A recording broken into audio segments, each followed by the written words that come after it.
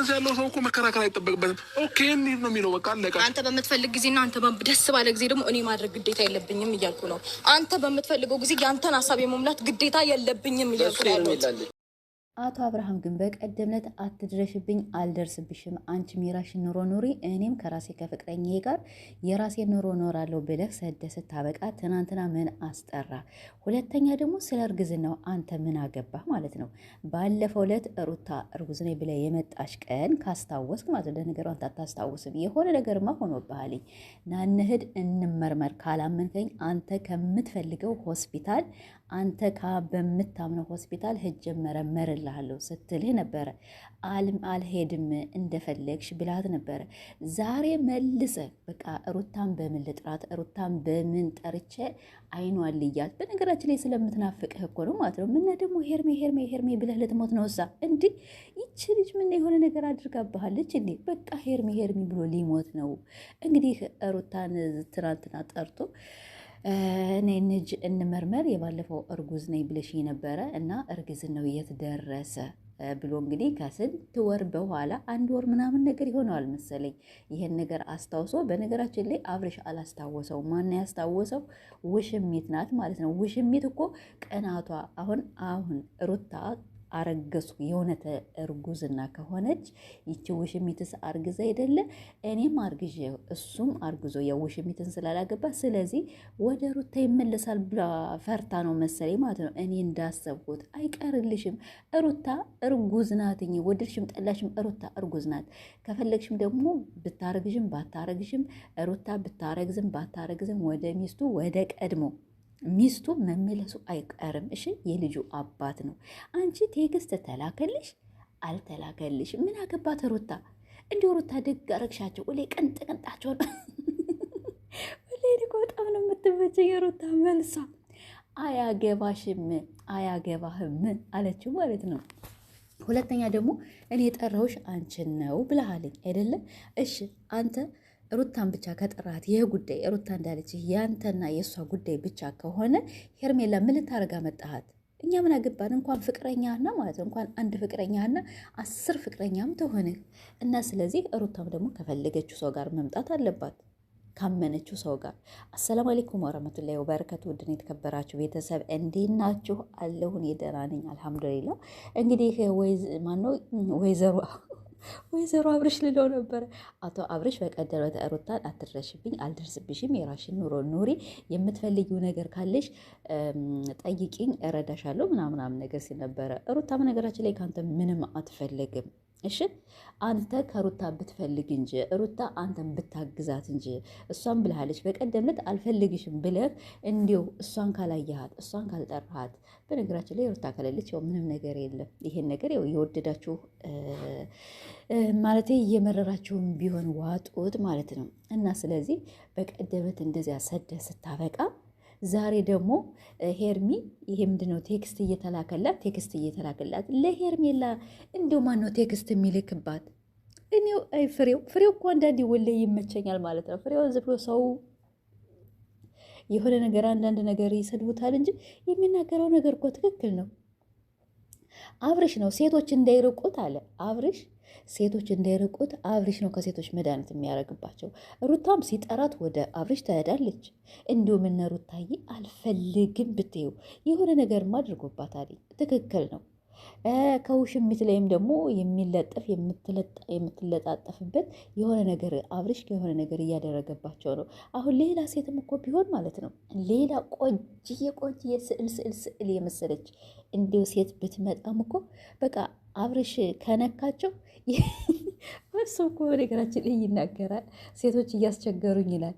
እና ሴቶች እያስቸገሩ ከሆነማ እኛ አንድ ነገር አስበናልኝ። አንተነ ከሴቶች ላይ ምናምን ነገር የምታደርግባቸው እንጂ ሴቶች እንዲያው አንተን ምናምን ነገር ካላደረግባቸው መድኃኒት ካላደረግባቸው ሴቶች አንተን ብለው አይመጡም ማለት ነው። እሺ እንዴ ምን በሞላ ወንድ እኔ ብቻ ነኝ ወንድ አልክ እኮ።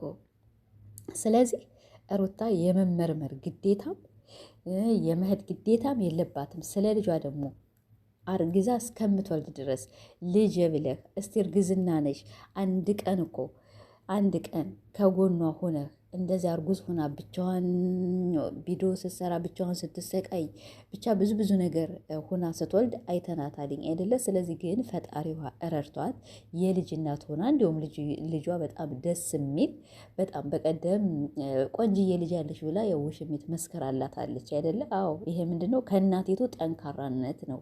እና ስለዚህ ሩታ ብትመረመር ባትመረመር ብታረግዝ ባታረግዝ ያኔን አንሄድ ስላለችህ አሁን ደግሞ አንተ ፈልግህ እሷ መሄድ የለባትም። ሩታ በነገራችን ላይ ለመልስ አንደኛ ናት። መቼም ቢሆን አትጠቃለም። እና አንተም ደግሞ ፍቅረኛህን ያንተና የሩታ ጉዳይ ከሆነ አንተም እሷን ይዘህ መምጣት የለብህም። ሩታም እሱን ይዛ መምጣት ማነው ዳኒን ይዛ መምጣት የለባትም። ግን ማለት ነው የሁለታችሁ ከሆነ ሁለታችሁ ብቻ ሩታን ብቻ ከፈለግ ሩታን ብቻ አንተ እንደፈለግ እየተላላጥህ ለሁለቱ ናችሁ። በቀደም ቅንጥ ቅንጧን ብላችኋት ነበር አይደለም? አሁን ደግሞ ለሁለት ስትሉ ዳኒ ጎበዝ፣ የሩታ ወንድም መከታ ሁሉ ነገሯ። አንተ ግን በጣም ትገርማለህ ማለት ነው።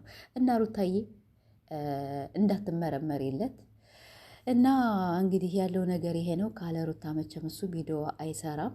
አትጥራት። ከፈለክ ልጅህን እመን፣ ካልፈለክ ደግሞ አለማመን። አሁን እኮ ሩታ እርጉዝ ነኝ ብትልህ ወደ እሷ ልትመለስ ነው ወይስ ምንድን ነው? ልታጣራ ነው። በቃ እርጉዝ ካልሆነች ያው ከእሷ ጋር ልትጠቀልል ከውሽሚት ጋር። ውሽሚት ደግሞ ወደዳችሁም ጠላችሁም አላረገዘችም። የውሽሚት እርግዝና ፎልስ የታሌ እርግዝናዋ ውሸቷ። አሁን እሷ ምንድነው ጥርጣሬዋ? ሩታ አርግዛ እንደሆነ አብርሽ ከኔ ጋር ይሆናልኝ አይሆንም እያለች እያሰበች ይሆናል እኮ እንጂ እንዲሁ ለእሷ ማን ነው አስታውሶ የሆነ ቴክስት የሚልክላት ሩታ እርጉዝ ናት አጣሪ ምናምን። እኔ እኮ ውሸታችሁ እማያልቅ እንዲሁ ትንሽ ከሚዲያ ላይ እማታፍሩ በቀደም እንደዚያ ብላችኋ ስታበቁ፣ አንቺ ደግሞ ውሽሚት ሄርሜላ የምትበይ ሴት ማለት ነው። ሩታን ቀና ብለሽ እንዳትናገራት። ከሩታ ከጥፍሯ ቁራጭ እኮ አትደርሽም አተ የጥፍሯ ቁራጭ እና ስለዚህ ራሱ አብረሽ እናገራት እንጂ አንቺ ምንም ቤት አይደለሽም። ምንም ቤት እስካልሆንሽ ድረስ ሩታን በቃ እሱ ነው የጠራት፣ እሱ ነው ያስረገዘ። ካመነ ይመን፣ ካላመነ ደግሞ እንኳን ለአንድ ልጅና ለ10 ልጅም ታሳድጋለች። ጎበዝ ናትኝ፣ እናት አለቻት፣ ታሳድግላታለች። እና ቤተሰቦች